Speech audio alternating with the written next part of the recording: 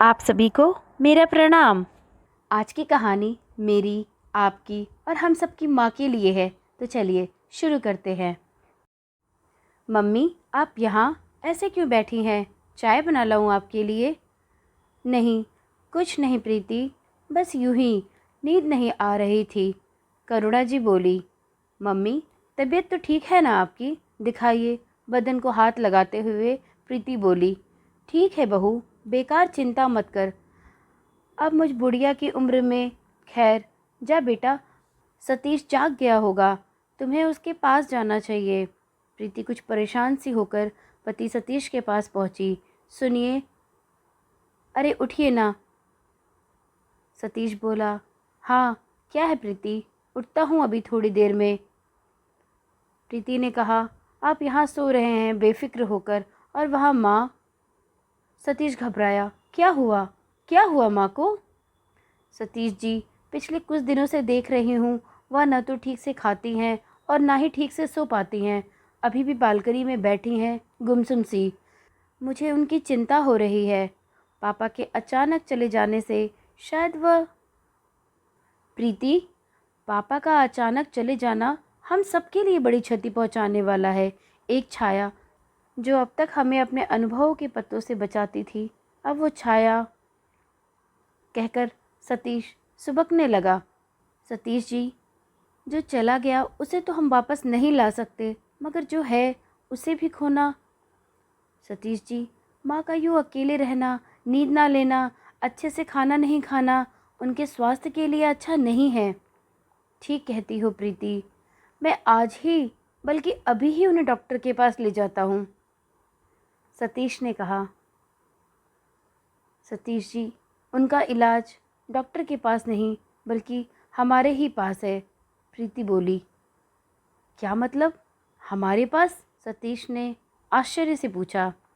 जी हाँ, जब बचपन में आप डर जाते थे और अकेलेपन से घबराते थे, तो आप क्या करते थे? माँ के पास। ओह, समझ आया। अब से माँ के साथ आप उनके कमरे में रहेंगे। दिन में मैं और पीहू उनके आसपास रहेंगे, उनसे बातचीत करेंगे। वैसे ही आप रात में उनसे अपने बचपन की बातें, वो नादानियों से उनकी डांटने वाली, समझाने वाली घटनाओं का स्मरण कराइएगा। प्रीति, मैं आज रात से ही माँ के पास सोऊंगा। ये सही रहेगा, तुमने अच्छा कहा।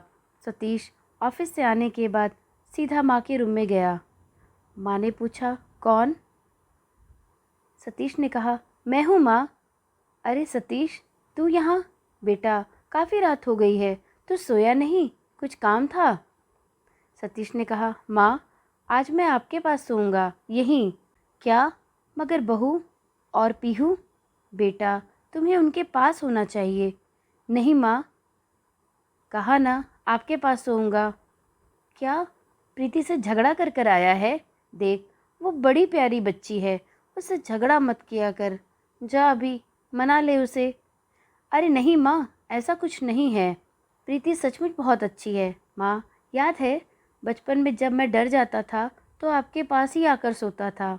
हाँ बेटा, याद है, क्योंकि तू उस वक्त बच्चा था, कमज़ोर था, डरता था, घबराता था, इसलिए तू मेरे पास आकर लिपट जाता था और सो जाता था।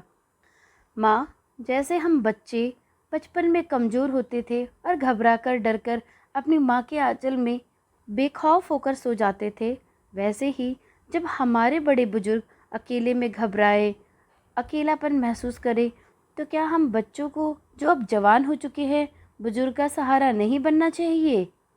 माँ, मुझे पता है आप पापा के अचानक चले जाने से बहुत अकेला महसूस करने लगी हैं। माँ, आप अकेली नहीं हैं, आपका मजबूत कंधा आपके पास है, आपका बेटा। माँ, कहकर सतीश एक बारगी फिर से माँ से बचपन की तरह लिपट गया। दोनों की आंखें भींगी हुई थीं।